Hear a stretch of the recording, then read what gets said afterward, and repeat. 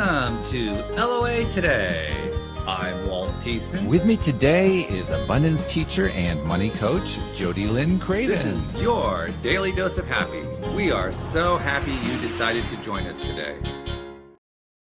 So JodieLynn, we already got the heads up from our guest today, right? We're going to be doing some mindset talk. I think we're ready for that. We usually are. I have to tell you that, as you know, and as listeners know, with all the stuff that I've been going through with the cats, my mindset has been challenged lately. So I'm feeling like I'm a short-term expert on the topic. I'm just saying, just throwing that out there.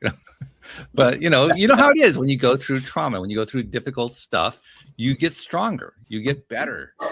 You know, it kind of pisses you off along the way because you don't want to have to go through all that in order to get better. But that is one of the positive sides to going through this kind of stuff. And the same thing happened with our guest. Doug Fleener actually went through his own stuff. He's going to tell us about that in a moment. And it made him stronger. We're going to learn about how that worked out to the point where today he likes to help people, a variety of different ways. And we'll go into that as well. But, well, I'm not going to pre-sell it. I'm just going to let him tell the story. So Doug, welcome to the program. How you doing today? Good, Walt. Thank you for having me, and JodieLynn, thank you for having me as well. So give us the pre-story, the story that leads up to the story. How did you end up going through your dark night of the soul that took you out to the better place? Well, I like to always joke that probably my greatest accomplishment was being wittiest of my senior class. Okay. And I also probably could have been nominated as least likely to succeed. Okay. And so definitely was least likely to write a book, that's for sure. And yeah, I barely got through school and then went to college and barely got into college. And I discovered that I was working full time, going to school full time, and partying full time. So something had to give. Yeah. So of course, I needed the job to keep the partying going. So I dropped out of college, and then I went to work for my father down in Florida. And I like to say it was kind of my living my Jimmy Buffett song. He was worked in a marina, and if you know the song Steve Martin never called. But anyway, Margaritaville, but that's okay. I'm okay with that one. You're good with it.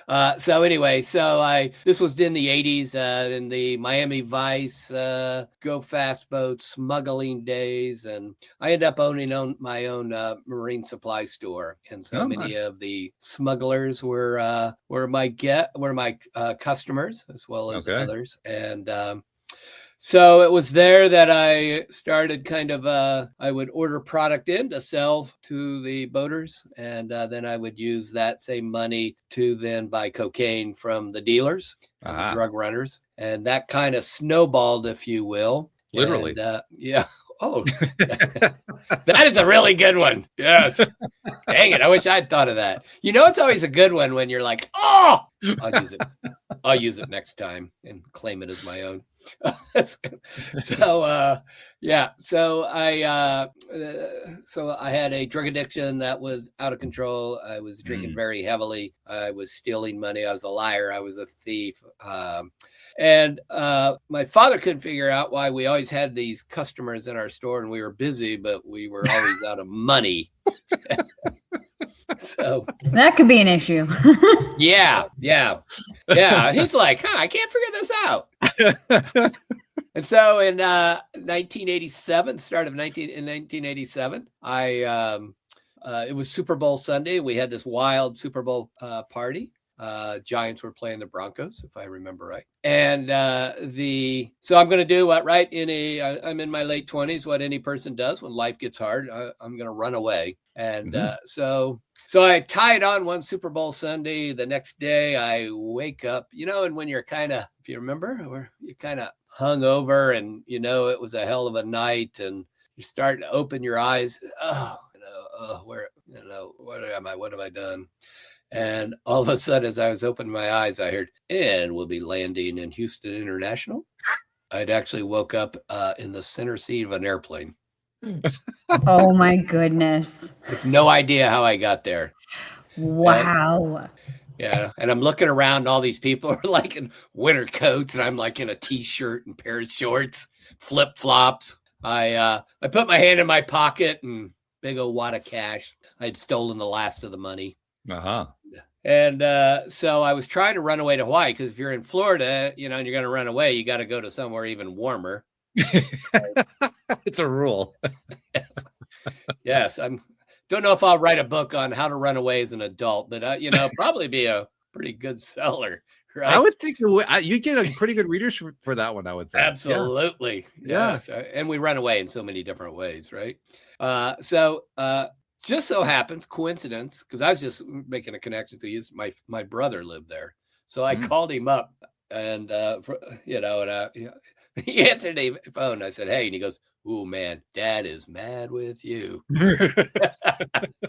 Well, he had figured out while I was gone, and I didn't show up that day, what was going on. Probably wasn't too hard to figure out when all the money was gone. Yeah, when he finally, got the looked at the books and realized that a lot of money went out and no money came in. Mm-hmm. Yeah. And I was fielding calls from vendors who wanted paid and never told him. Mm-hmm. So I had to fly back and face him. And it was at that point that I realized, my life's probably not going in the way it should be going. You might need to make a change here. What's that? You have a gift of understatement. Yes. Oh, you'd imagine that was the hardest flight and conversation ever. Yeah. So, by the way, I just have to interrupt you. I have to tell you something. One of my other co-hosts, Joel Elston, he was actually my 12th interview back when I started the show in 2012, and we're still doing shows today, has a very similar story to you. He's also from Florida. He also stole from his father's business. He was a gambling addict. He went to Nevada and gambled it all away and then was homeless. But the parallels here are really quite fascinating. So go ahead. I just want to let you know that this is not unknown to me. That's amazing. I was going to get a little upset if he also woke up in the center seat of an airplane, because it is a little bit of a no. He just ate his breakfast out of the dumpster in the back of a McDonald's. So yeah. I've been very close to that. That's for sure. So I had to fly back to see my father, and my father, he said, well, he was obviously angry. I'm going to have to do something. So a friend of his child was going to this therapist. And he goes, go see this therapist, see what he says. So I go see this therapist, and he goes, so I have this theory about alcoholics and drug addicts that they're actually warriors from the past. And the problem that they drink and drug is because there's no more battles to fight. So what I could do is hypnotize you and talk to that warrior. And I'm like, oh, hell no. Okay. No. And he goes, well, if you're wonder why I sometimes question, the credentials that people have in their careers. There's a perfect example of it, but we'll just leave that one lying there. Oh, yeah. I'll never forget. I want to talk to that warrior. I don't want to know what happens when I'm hypnotized. Okay. Yeah. But you're so right. Like, how did he? I don't think he was really a therapist.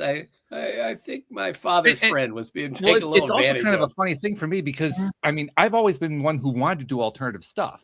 But Joel actually got into being a therapist and then later a life coach, and he got fired from jobs because he was doing alternatives. He would teach law of attraction along with helping them with the traditional therapeutic stuff. And the employers didn't like that. So, I lean on the side of the alternative, but I also like the alternative to make sense. Mm-hmm. I'm just kind of funny that way. Yeah. What right, JodieLynn? You and I both tried stuff, right? We tried a lot of them. Absolutely. And I've tried really cool. way crazier things. Yeah. Oh, yeah. I've never just but there's like a thread to ours that actually makes sense. It actually works. Yeah. I was about to say, who says he's not, wasn't right? I don't know. I can just tell you. The first thing out of his mouth. It was one of the first. Yeah, it was funny because, and the way I tell it's kind of true because he was kind of leaning in. So I have this theory that like a conspiracy theory from previous life, and I can talk to that warrior. So it's like, I'm good. But what he did say is, well, you might go into recovery. You might look into, why you're drinking and drugging so much. And good advice. I like that. Yeah. And that was 39 years ago. Okay. Wow. and have been clean and sober since. Good stuff. And thank you. And so that guy who could have been voted least likely to succeed and bankrupted a family business was able to slowly start changing my life. I am curious to know what happened to the family business, though. We had to actually sell it, and there was no money left. And I will tell you the best part of that story is that really hurt my father. I mean, he was my partner, and he put the money up, and he was probably in his 60s at the time, 50, and it changed his lifestyle. And that man never resented me for it. Wow. Talk about the power of forgiveness. Yeah, right. And he became probably one of my biggest fans as I started to succeed in business. And he also didn't mind those monthly checks I sent for a long time to pay him back. There is that side to it. Yeah. Yeah. Oh, no, I had to pay him back as much as I could. So. Right. Yeah. But did you find that his forgiveness came before the checks? Oh, yeah, definitely. Yeah. Yeah. That's a pretty profound thing, that he had no guarantee that you were going to give him anything or that he'd ever see that money again, and still chose to be your biggest fan. Yeah. Thank you. He, part of him, he sort of blamed himself a little bit for it, that he should have known. And, I love that saying, screw me once, shame on you, screw me twice, shame on me. He probably never loaned me money again. Yeah. I would think. Or went into business with me. Yeah. But he was very forgiving. So that's amazing. Yeah. That's very cool. What do you think were your biggest takeaways from the whole experience, though? Something happened. So when I went into recovery, I started going to some 12-step meetings. And one quick story was I walked into this one room and it was bright and all these people were laughing. And I was amazed that anyone was having fun without drinking and drugging. And so I'm just standing there kind of overwhelmed. And two old guys walk up to me and they're on either side of me. And it's two old fishermen who come to my store all the time. Wow. And one of them looks at the other and then looks at me and goes, well, we've been waiting on you. Wow. So clearly I did not have my crap together as well as I had thought, who just customers would kind of know how disastrous my life had been. Yeah. And so, the takeaway, and we'll talk a little bit, about the book, but one of the key things is I went back in my life and said, okay, at all these times in my life when something big happened, like when I finally realized I could no longer drink and drug, or the small things that happened, one of the things I saw was that there was some interruption to the moment, something that would interrupted my thinking, whether it was, my reactions or just how I, my routines, my habits. And because in part of that story is about like 10 days afterwards, so I'd blown up my life. I was broke. I was going to have to get a job. I had to sell this business. And I thought I should just try to be able to fix everything in a couple of weeks, because I'm just overwhelmed with how many people I'd hurt and everything. But this guy said something to me that really was profound. I mean, simple, but profound. And sometimes, right, those are the most usually profound. Yeah, profound is usually the simplest. Right. He goes, well, look, he says, yeah, you all these things you think you gotta do. What if today you just went a day without a drink or a drug? And I was like, no, man, I got to get a job. I got to do this. I got to do that. And he says, well, what if today that's all you did? And so I could kind of trace it back to that was kind of a real monumental moment when I realized, the gig was up. I had to change. It sounds similar to my friend Joel, the one I was telling you about, who for him, one of the key moments came when he was on like the worst possible losing streak. He was a gambling addict, and he was on a losing streak where literally nothing came in for like days at a time, weeks at a time. Everything was a loss, everything. And one of the reasons he kept going as an addict was because, well, my life's got to change at some point, so I'll just keep going until my life's going to change, right?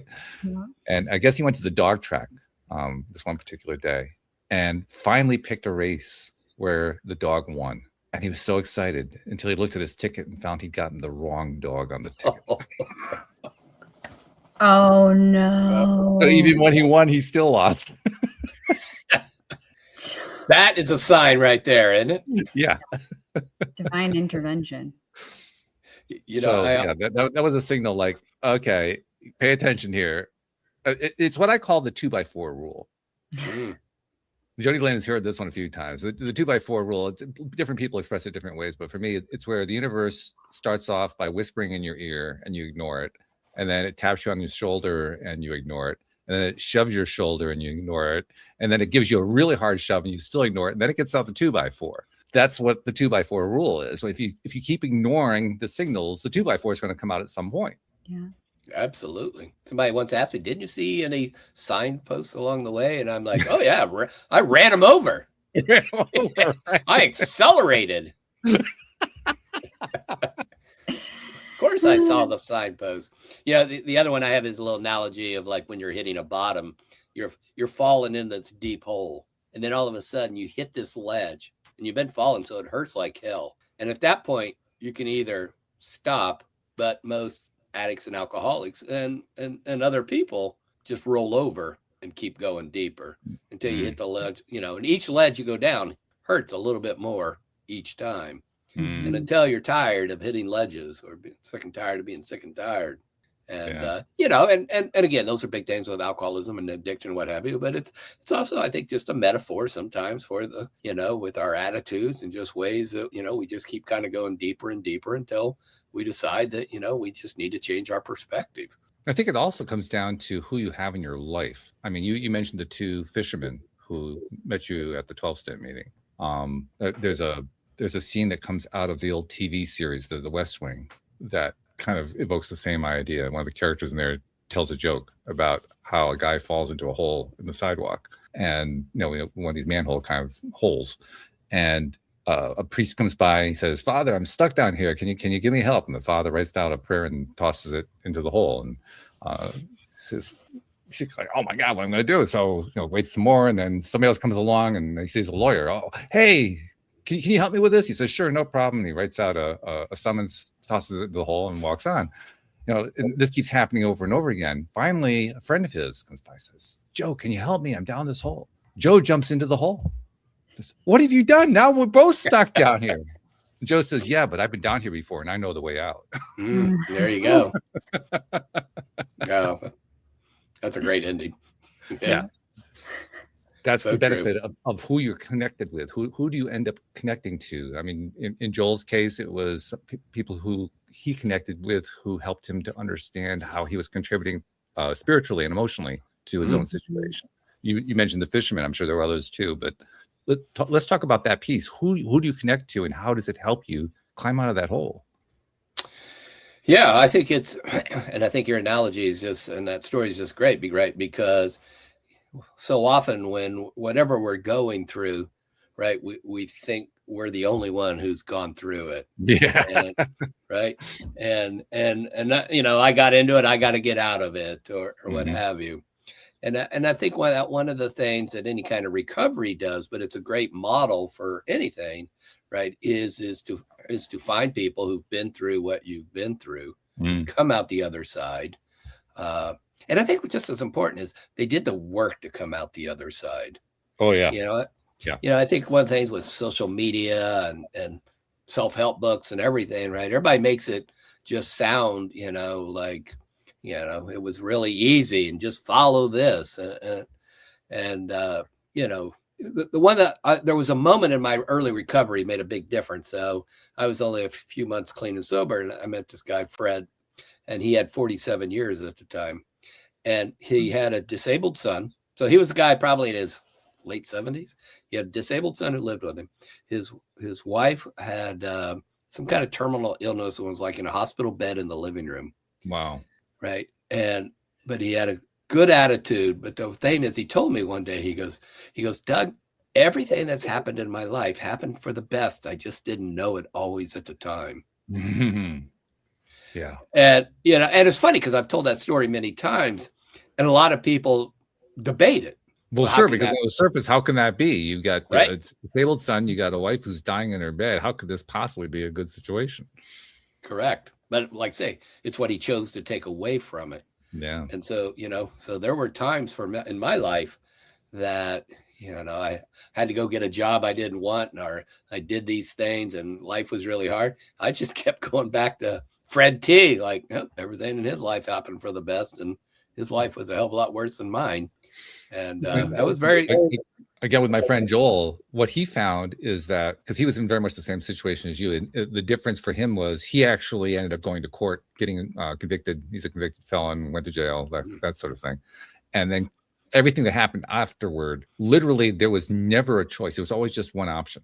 Mm-hmm. So it was either take the option or just roll over and die. There was no third choice. It just didn't exist. Right. And he said that made it easier. If there's only one choice, you just take the one choice. It doesn't matter how crappy it is, because it's the only choice you have. And his defense, not everybody makes that. Not everybody makes that right choice.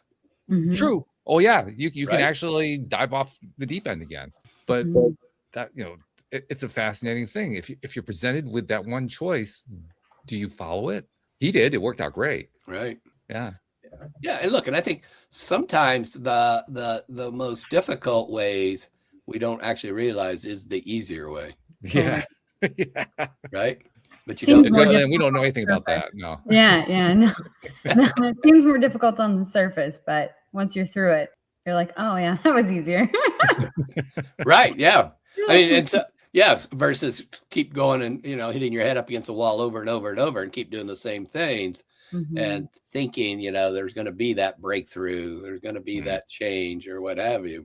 And instead, sometimes, what looks hard is kind of actually easier. Mm-hmm.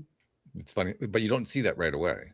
No. I mean, when you're in the middle of it, that's the last thing you see. Mm-hmm. Yeah, and no doubt. And I think one of the issues is most people get stuck because what they see is this perceived hard thing ahead. They don't move and they don't see their way through it. Right. But clarity, people wait for clarity, but action is what creates clarity. Mm-hmm. Right. So not staying on the same point is what creates clarity. You have to make some sort of motion. It can be, and action is certainly the easiest kind of motion to make, but there are lots of different kinds of motions you can make. They can be mental, they can be spiritual, they can be emotional. But the point is, are you going to stay where you're at? Which people do. This is one of the more fascinating things. We call them comfort zones, which they really aren't. But people get really weird word when you think about it, right? Yes. Yeah. You're so uncomfortable in your comfort zone. Yeah, right. Yeah. But it's because it seems at that time to be less uncomfortable than the alternative. Mm-hmm. Whether it's not, it doesn't really matter whether it's not true. It just happens to be that's the way we tend to look at it when we're in those comfort zones. But people stay in them. And I don't think when you stay in them, you realize in most cases that you're torturing yourself. But that's what we do. Yeah. We torture us, right, JodieLynn? I mean, totally. Yeah, I think I lean back on that phrase that you were just talking about. It always happens for the better. And I don't really know where I picked that up in my life. I can't quantify a specific person that said it or a place where I learned it or whatever. But I remember being shook when I saw it or saw that phrase or heard that phrase and actually tested it against my life and the crappy things that happened. And as I look back, always something better. Right. So I always relied on that phrase exactly of in the hard time when I couldn't see forward, when I didn't have that clarity. When it's easy to get stuck inside of that comfort zone, if you don't have that belief that it's always for the best, like something better is going to come out of this. If I didn't believe that, I could have gotten stuck, hundreds of times in those moments like, oh, this is better than death, or this is better than, whatever. Right. But I really glommed onto that phrase of it's always happening for the better. And I just may not be able to see it in this moment. That's really, really tough. But I know that one day I'll look back and I'll see it. And I knew that to be true from everything that I had been through up to that point and seeing it like, oh yeah, it's true. I am better. That was for the better, but I could have never connected the dots. And I think that's so interesting too, with the billions. That's what I've learned is there's billions of possibilities that are available to us in every moment of what could happen or what could come to be. And I mean, my imagination isn't as great as the source, the creator, whatever you want to call it, God, all of these things. Like that plan is more masterful and more amazing than I could ever comprehend with my own, imagination today. So I would lean on both of those things. Like, I can't imagine how great it could be. So why am I pigeonholing myself because I can't see?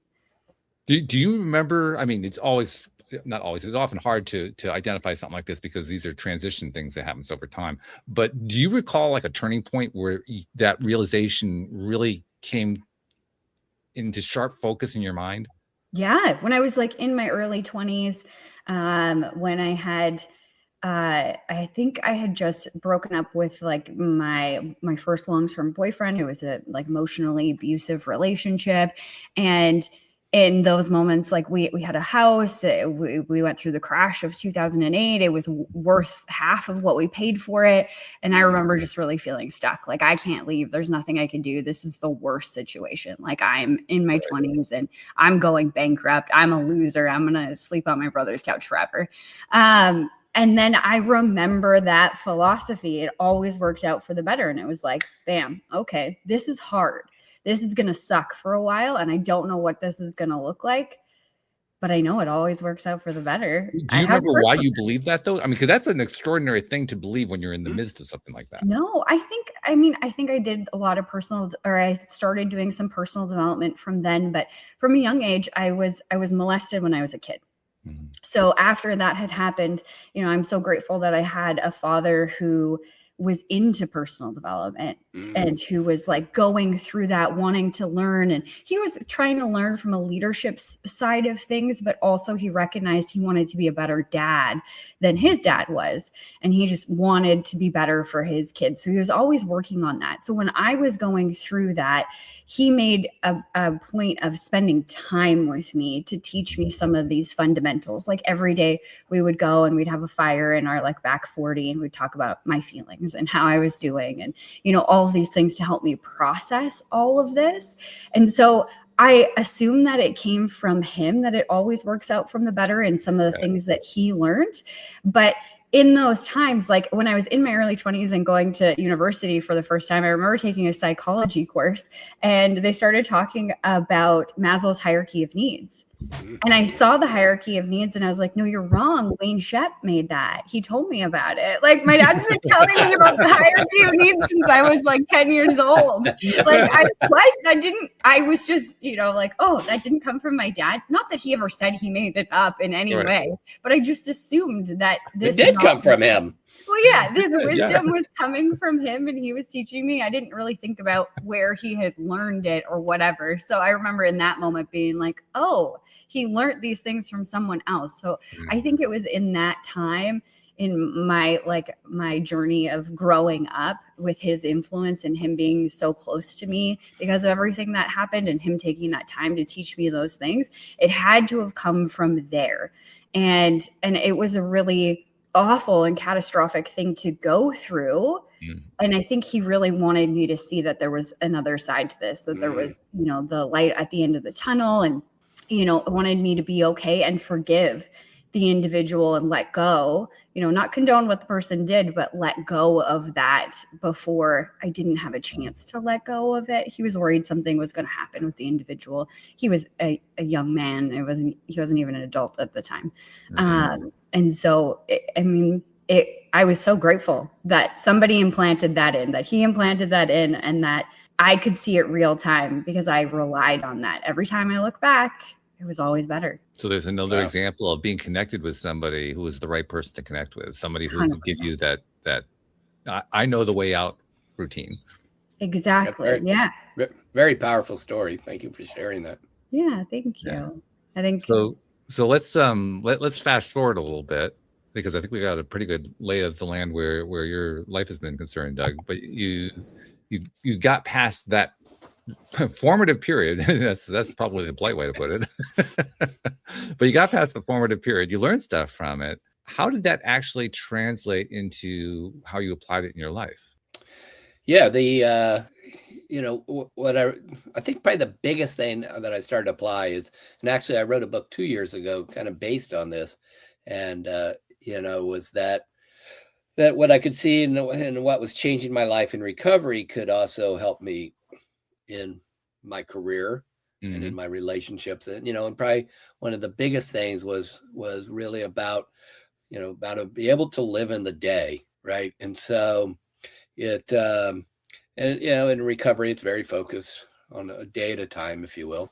But one of the things I started to see was, right, that so often we have these things we see out that we want, and we start to plan for it, and we start to, whether we make vision boards and these long-term plans. But ultimately, and not saying those things aren't good for you, but ultimately, right, it's what you do in the day that creates your success and creates your happiness. And then probably the second thing that really helped my career is I went to work for a gentleman who, and kind of back to, the people who end up in our lives, he probably did two things that was really important for me. One is he believed in me probably before I believed in me. Yeah, that's a good mentor right there. Yes, absolutely. And the second thing is it's okay that if you don't have the knowledge for what you need at the moment, but you need to get the knowledge that you need as you move forward. And, and I think so often I thought, I was very insecure, so I'd overcompensate it with trying to be funny or these certain things.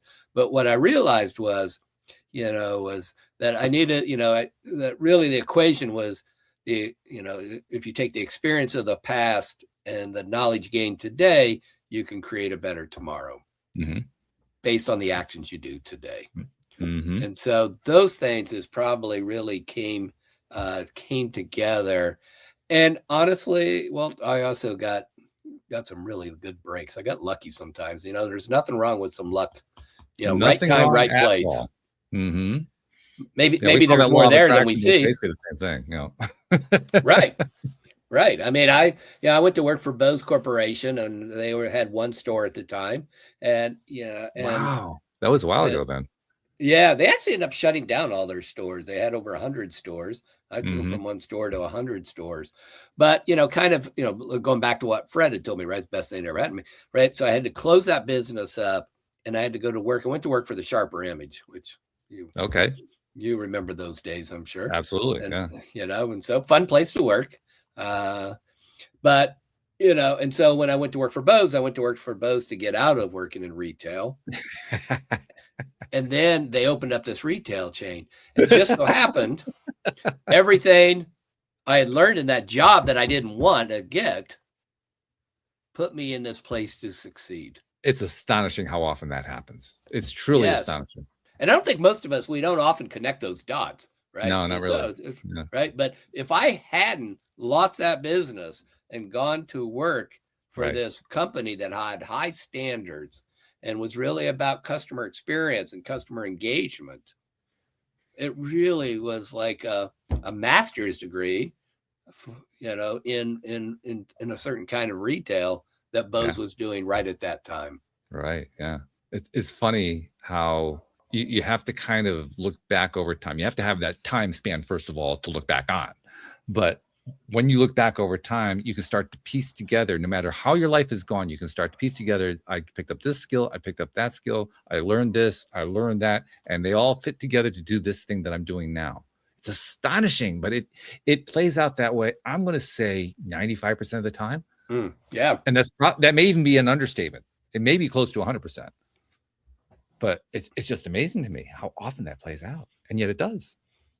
Yeah, and I think when you can start to see that a little bit more proactively, I think, one of the things I talk a lot, right, is about perspectives and options.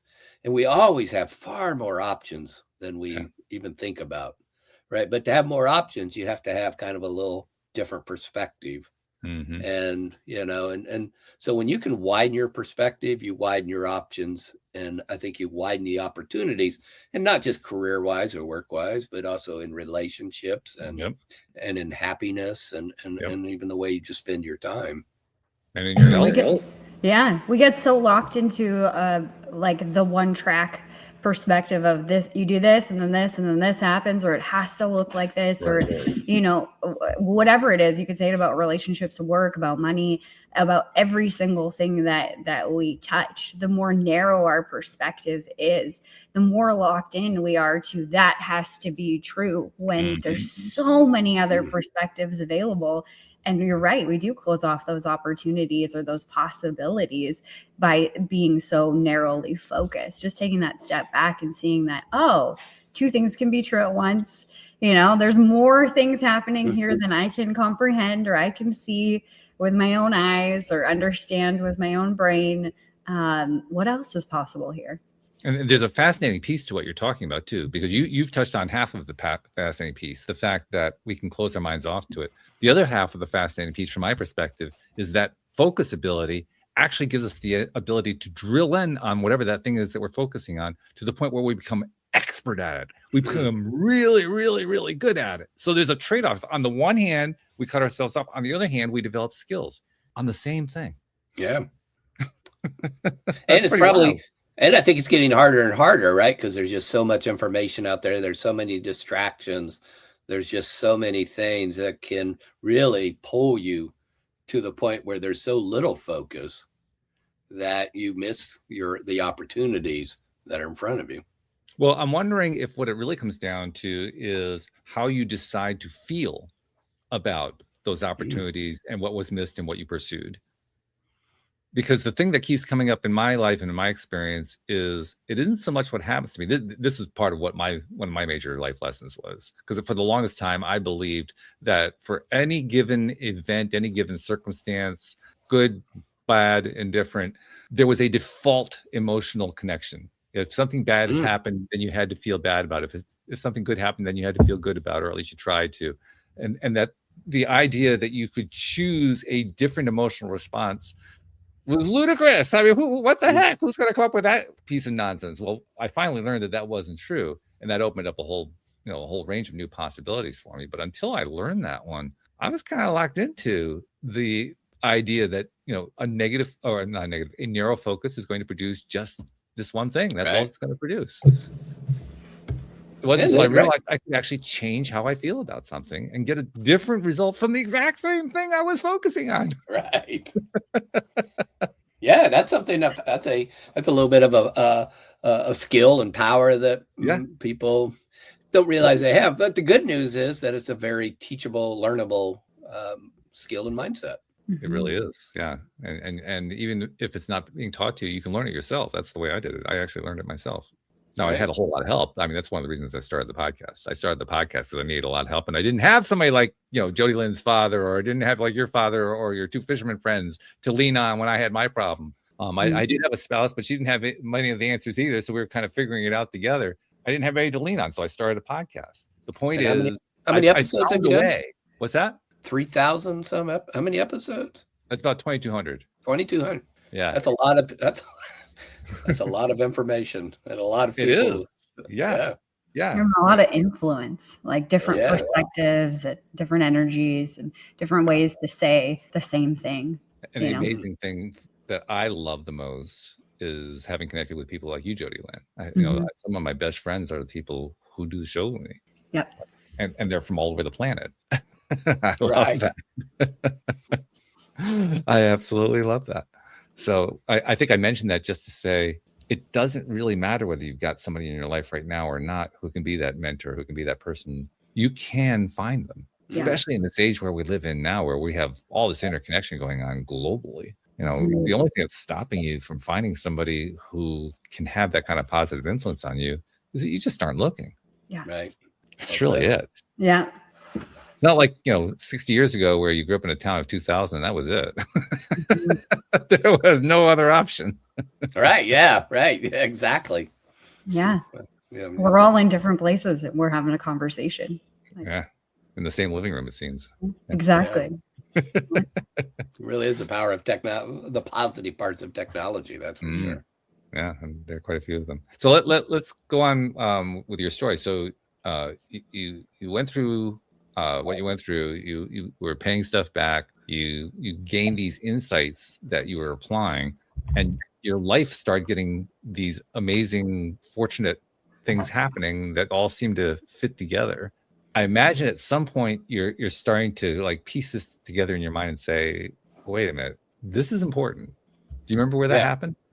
So I was at Bose for a number of years, and we did their expansion. And then I left there and started really focusing on consulting and coaching in retail leadership, customer experience. And that was a really, really great opportunity because I was able to travel the world and just meet all these different people. And one of the things I was really struck by was, whether I was in Australia or the UK or Des Moines, wherever, Toronto, you name it, that there was just this, there was these common elements of successful people.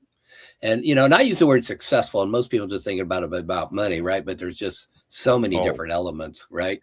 So many different ways that you can be successful. Right. Absolutely. Right. And so they're all obviously very interconnected, or at least in the things that you do. So I did that for a number of years. And then in 2017, I had a client of mine ask me to run his business. And I didn't want to work for him, but he made a great offer. And so I was getting a little tired of traveling. So I went and did that. And really worked out well, because when the pandemic hit, what I was doing, business went to almost zero. And his business skyrocketed because of the pandemic. So again, amazing. Yeah. Right time, right place. Right. We were wildly successful because it was a real estate law office title company. So interest rates plummeted, refinancing happened everywhere. Wow. So, yeah, perfect. So it was really, it was great. And then when I came out of that, interest rates went back up. He needed to take his business back over. And then that's when I really just started doing a little bit of introspective and just trying to figure, okay, I've had some experiences, how can I put them together and share them? And so 2 years ago, I wrote a book called The Day Makes a Year Makes a Life. And that was really about the tenements of recovery as I applied them to business. And then my most recent book, Start With What If, I started with the premise of saying, well, what, when all these good things happened, or when anything happened where they were kind of monumental moments in the way that I would change or grow, what was going on? And that's where I really kind of come to see that there was some form of interrupter, and kind of, right. You talk, right. Julie, you talk about that, right? So that kind of that interruption of just your habits, your reactions, what you would normally do. And so I set out to try to identify, how do I take that, simplify it so I can share it, and then write a book about it. And so it really came back to that when that guy said, well, what if you only went a day without a drink and a drug? So I started thinking about that question, what if? And what we realized with what if is that most of the time when we think about what if, we actually look backwards with it. And it's usually with some form of regret. Yeah. What if I hadn't gotten married? What if I didn't study that in school? What if I hadn't stolen all that money? All these sort of things. Yeah. But what I realized is that when that gentleman asked me that day, what if, what he did is he not only interrupted my current thinking, but he gave me a whole new perspective. And so what I tried to do is, okay, so how do you teach something like that? And so it came down to what I call the what if rule. It's a very simple 3-step process of pause, question, go. Right. So anytime something good, something bad, so there's always this opportunity for a new perspective. But first you have to break the moment with a pause. And then what I teach is how to ask a what if question to start to change your perspective, whether, again, good, bad, whatever's going on, and whether it's looking at new opportunities, whether it's the way something in a relationship is happening. And then, so, you could say it's somewhat around mindset, but the piece I think missing for a lot of people with mindset is they don't then take some form of action. And so the key thing for me though is okay, so I got this, I'll write a book about it. And then I realized, if you're going to share something with the world that's supposed to be simple, it shouldn't take 250 pages to explain it. And there's a lot of books out there, right, that have a simple thing, 250 pages. So what I did is I wrote a chapter on the what if rule and a chapter on what if moments. And then the rest of the book is about how to learn to practice it on a weekly basis so that it becomes a skill that you can use in any moments.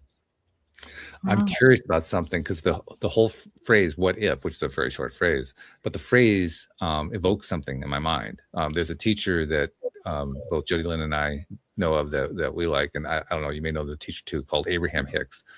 Abraham Hicks has come up with what they call a process. Is basically a way of working through your emotional state to get yourself into what they call the high flying space, the feel good space, making yourself be a happier and healthier and more mindful individual. The process is called, instead of what if, it's wouldn't it be nice if. In other words, not just picking something that is a what if, but something that is a what if that you would actually like. Because there's also the possibility of picking a what if you don't really like. Very much. I can give you an example of that right away.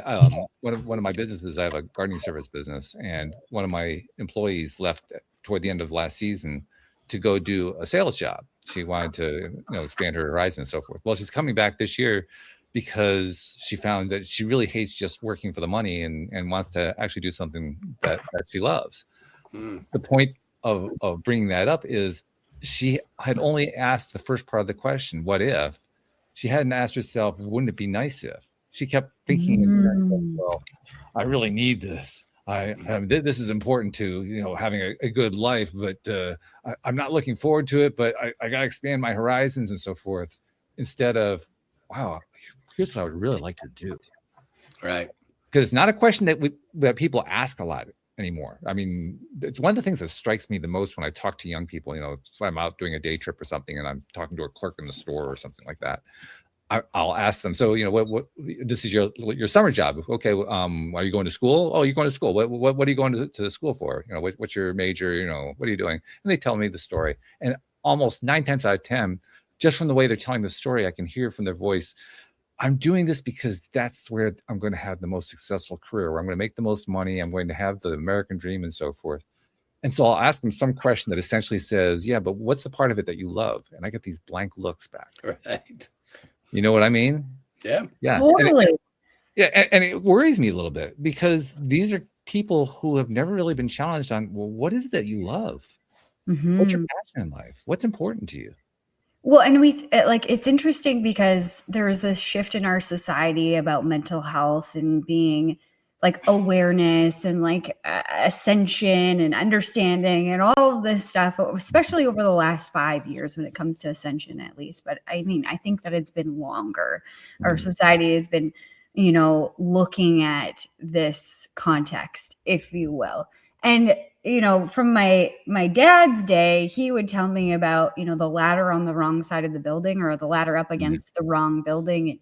Sometimes you'll chase something and you'll get to the top of the ladder and realize it's not what you thought it was going to be, or it's the wrong building. And so that philosophy has been in play for a long time. And yet we're still having this issue of driving towards money exclusively, essentially, money, status, power, whatever, and missing that piece of what about the joy? What do you love about it? And I had this exact conversation with my niece. She's, saying, I want to do this and I want to do that and I want to do this and, whatever. Right. And she landed on anesthesiologist. She's only, 15. So she's got some time to change her mind and whatever, right? But anesthesiologist. And I said, what made you decide on that? And she said, oh, well, I just watched my friend's dad do it or whatever. They had a career day and they got to see it. And it literally, the anesthesiologist sat there and played on his phone the whole time. And he makes like $250,000 a year. And so I want to be able to sit on my phone and do nothing and make $250,000 a year. Like, I don't even have to talk to anybody. Like, well, I think you should probably do more research into what an anesthesiologist is responsible for. And I also said, like, you do realize that this is like a significant amount of schooling, like 7 years or whatever it is. You have to go through this significant amount of schooling, which is grueling. What is going to keep you going? Because, you're not going to make $250,000 the day you enter school. You're probably not going to make it the day you exit school. You're going to have all of this debt in between. What's going to make you keep going? What do you love about it? And the exact same thing as you experienced, Walt. Blank face. I just want to be on my phone and make a lot of money. I want to be really rich. And my other niece said the same thing. I want to be a YouTube influencer. And I'm like, oh yeah, okay, why do you want to do that? Because I want to be really rich. Okay, great. You know, Auntie's got a YouTube show. Okay, are you really rich? No, I'm not really rich because of my YouTube show. You must be doing it wrong, she says. Cool. Yeah, like, but we're missing that conversation with our young people about what they like, their heart is truly calling to. Yeah. Hopefully they find it. You know, how many people go into college think they're going to study one thing and do that? Although we could say that's a little bit of the problems with losing liberal arts and right. I mean, these kids are deciding like what sport they're going to play at age 8 and what they're going to study in college at age 10. Yeah. And I just hope the anesthesiologist looks up every now and then from the phone. If I'm laying on the table. Exactly right. I just had surgery after that conversation, like 2 weeks after. And the first person that I talked to, like waiting for surgery, was the anesthesiologist. Tell him to put his phone away. Yeah, no, he didn't have a phone at all. He was just asking me all the basic questions. So I was sure to go back to my niece and say, you do have to talk to people. That's the first person I talked to before surgery was the anesthesiologist. And she's like, no, you don't have to. I'm like, yeah, talk to him. I talked to my guy, you know, that's like there's a little more involvement. Well, it also struck me that anesthesiology is about numbing to prevent the pain. Yeah. I mean, how many addictions are about numbing the pain? This is somebody who's figured out, hey, there's a way to be addicted and be paid for it. Yeah. My first thought is they have good drugs. So, you know, no matter how long I've been clean, my brain still goes there. You know, you were talking about, you know, the different ways to use kind of a what if. And one of the stories I love to tell in the book is, you know, about changing perspectives. And sometimes, right, it's the little small things that make the big difference in our life. And so my favorite story, which I always share, is that there's a woman who her husband always left cabinet doors open in the kitchen, and it drove her nuts. And it really upset her. And so it got to this point where she would think about, why doesn't he respect, you know, me? You know, he knows how much it bothers me. And then one day it's, well, what if every time I just close the door, I think about how something special about him. Right. And so it's just so simple. So what if I just change how I think about this moment and change that thought? And that for me is just such a great example of just a little thing in our life that asking, well, what if I do something different at this moment, how it can change. And it's one that I was like, oh, I'm using that one right away. Right. So not only do I use it in the book, but I use it every day in my own life. Sure. Well, it also occurs to me that this is a law of attraction concept, but when you do make a change like that, not only are you changing your own thought process, which is huge because it's going to have ripple effects in your own life, but you also have ripple effects in other people's lives. That can actually lead to some kind of shift in behavior with him, the guy who's leaving the cabinets open, just because there's this new dynamic going on. And like, whoa, wait a minute. We may not understand what the dynamic is or why it's happening, but on some level we notice it, and it impacts our thinking.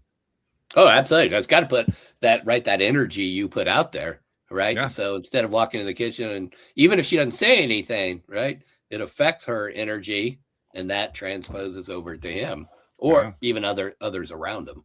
Yeah. I mean, one of my favorite stories along that line is a guest who was on the program who she decided to make Post-it notes and leave Post-it notes for herself around the house to remind herself, you know, be positive, good things are happening, all that kind of stuff. And it turned out that, and she was doing it, I guess, because she wanted to lose weight. She had like 30 pounds or something she wanted to take off, and did it successfully. Her husband did the same thing because he was reading the same notes. It was not her intention for him to read the same notes, but because he read the same notes, he got the same kind of results that she was getting. That's awesome. Yeah. Now you got to share a shot. Yeah. It's not the same anymore. So in some of the time we have left, give us a few more tidbits from the book. I mean, obviously you don't want to give away the store, but just give us one or two more things to kind of. Actually, I do give away the store, and I'll talk about that at the end. But fair enough. It's 53 weeks of questions, And I do 53 weeks because I think you should always give people a little bit more than they expect. So they expect 52. So I do 53. But if I just I'll just open one up and, week 31, what if this week you did something you've been thinking about that brings you joy? Ooh. And interesting talk about doing what you love is, and actually the very first story is about Vera Wang, right? And who Vera Wang loved doing dresses on the side, but it wasn't what she did professionally. Right. And then she followed her dream and became very successful. Week 30, 23. Preeminent clothing makers in the world. Yeah, absolutely. And then what if this week you caught yourself blaming and let it go? And the story I open with is that my wife asked me to make her some coffee, and something went wrong. And so, right, if she hadn't asked me to do that, it wouldn't have happened. And right, so what I was able to just change is blame, right, is just so right. It was just so in the way of the moment that we would be having that day. And fact is that I had to own it. I mean, I think taking ownership of things are so important. So again, there's 53 questions in there, and then there's a number of chapters in between the questions that just talk about different ways to, kind of about change and growth. Like this small chapter is called "It's Not a Straight Line," and just talking about that we don't just go like that in our change and growth. It's much sloppier. It looks like a noodle of spaghetti rather than a straight line. Exactly. Absolutely. And that's why I think resetting each day. What's that? If you watched The Good Place, have you guys ever watched that show? Oh yeah. Yeah, it's like a Jeremy Bearimy, how they calculate time. It's like that. Right. So true. So true. And and so I think for me, that's why I think resetting each day is just so important. And one of the things I do a little bit different, and I share near the end of the book, is that I do something I call future journaling. And so each morning, I don't journal about like what happened yesterday or what happened. I actually journal about the day coming up on who I want to be and the type of person. Okay. Right. So I talk about, I want to be a patient. I want to be a good husband. I don't want to be self-centered. I want to, and I write down these things of the type of person I want to be.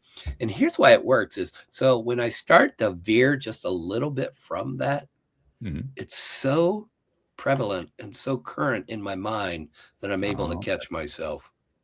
And so that is something. So each day I start my day off with not about to-dos or email or whatever. It's just who I want to, the kind of person I want to show up today for my family, for my friends, and for just the world. And I have to do it every day because it's a new day. So that's good. Well, I mean, what you're describing, I mentioned Abraham Hicks. They call that pre-paving your day, laying out how you want your day to go. And you're doing it in terms of how you want to be that day. Yes. Yeah. And then I go to kind of what are my priorities and what are kind of my to-dos. Yeah. Good stuff. I like that. Yeah, I love that. So the name of the book is Start With What If. This book is out, right? Yep. It's available Amazon, Barnes & Noble, bookshop.org. It's available around the world.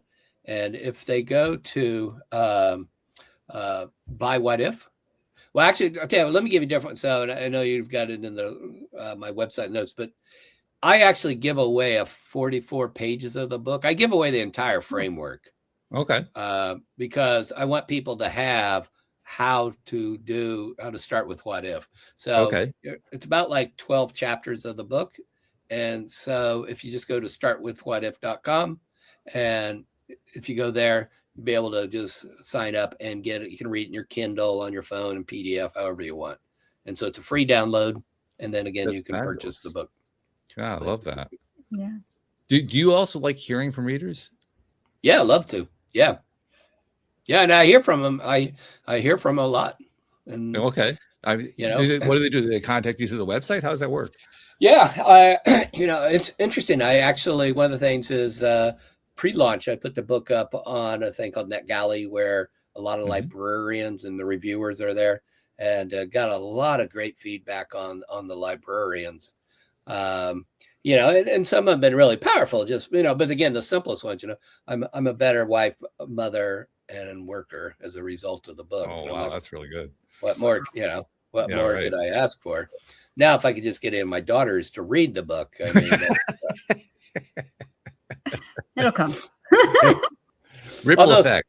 Although a couple years ago, Business Insider did a story on me, and the headline was, "He woke up in the center seat of an airplane." Yeah. And I'm like, my daughters, I got 2 in the 20s and one who's 17. I'm like, oh, you must be so proud of Dad. Plastered across the internet. Yeah, it's funny how those experiences just keep coming back, but they do. That's part of why they're learning experiences. Hey, and they're part of our story, right? I think, JodieLynn, you just, you really moved me today because you really embraced your story.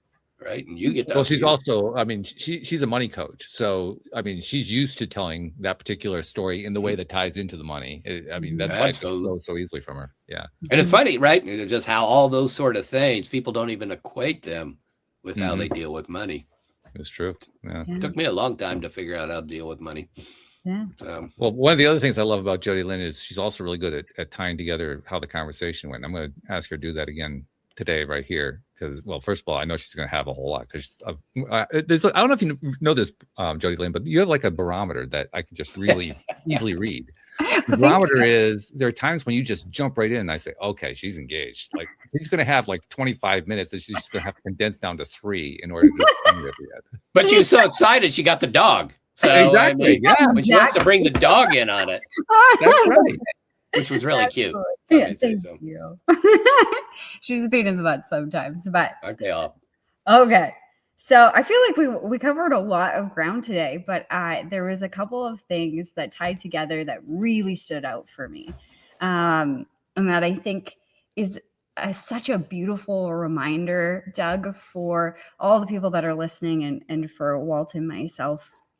We get so focused on, as a society, of like what the future is going to look like, and we have goals and we want to be here, and we're so adamant about looking to the future and how right now it's not happening or we're not living it, and it's so easy to get stuck in that. And I loved how simple you just put it, focusing on the day, what you can accomplish today, what impact you can make today. What if you just focused on today? And another thing that I want to tie to that is, you said often the smallest moments have the biggest impact. And that leads me back to, what if we just focused on this moment today? What would change? How would our lives be better? How could they be better? What if we just took that time to be in the moment today? So thank you, Doug, for that reminder. It's such a blessing. Thank you. Boy, what a way to capture presence. Thank you. You can see why I go to her at the end of every show, right? Yeah. This is like a win-win, no matter what. My recap would be, I don't know, he blabbed a lot, but he made me laugh a couple times, so that's good. But that part was endearing as well. I mean, it works both ways. Yeah. But your point about presence. I think two words always come to my mind a lot. Is presence and intention. Those 2 words are they're a little bit of North Stars for me. Yeah. Yeah. Very good. I like that. So thank you for that recap. You're welcome. Well, there's actually one other thing that we like to do at the end of every show. I like to do, and consider this like your 3rd North Star, if you will, because we've mentioned a couple of times we live in this wonderful 21st century age. We're having this conversation from vastly different distances, like we're in the same living room, and it's so cool that we can do that. One of the things that goes along with that is, I mean, you're an author. You've written at least 2 books. I mean, there may be more. I'm not sure. I know about 2, and that involves doing a lot of your own self-promotion and so forth. That's the way it works today. And so you're doing podcasts, and I'm sure you're doing other things too to help promote those books. And in the process, you're basically trying to help share your story because you want to impact other people's lives. That's what givers do. And the people who come onto this program, you're one of them. They're all givers. One thing about givers, though, in the 21st century is we don't get a lot of credit for the people that we help that we never know about. Mm-hmm. And I realized that, and I noticed that, and I said, well, I'm a podcast host, so I can do something about that. So, Doug, on behalf of those people you've never met, never seen, never will meet, never will see, who you've been helping in ways you didn't even know about because you keep telling your story, you keep sharing your ideas over and over and over again, producing results that you never even know about. I think you should be thanked for that. So thank you for what you're doing, because you're making a difference in this world. Oh, thank you. Yes, Yeah. I'm very grateful for the opportunity. Believe me. We're grateful that you shared it with us. So thank you for joining us. And thank you to our podcast listeners everywhere. We'll see you all next time here on LOA Today. Goodbye, everybody.